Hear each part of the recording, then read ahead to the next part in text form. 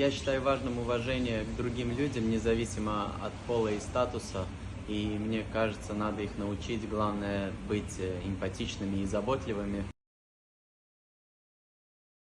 Ну, как отец двух дочек, я понимаю, что это большая ответственность, и мне главное показать им правильное отношение к женщинам, ну и в целом правильное отношение к жизни, и чтобы они могли отстаивать свои права.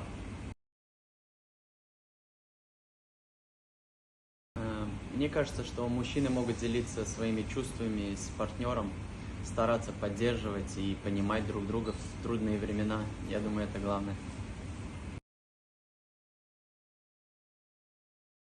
Я думаю, что в семье важны такие качества, как уважение, честность, открытость. Я думаю, что нужно идти на компромиссы. И самое главное, мне кажется, в семье это поддерживать друг друга в любой ситуации.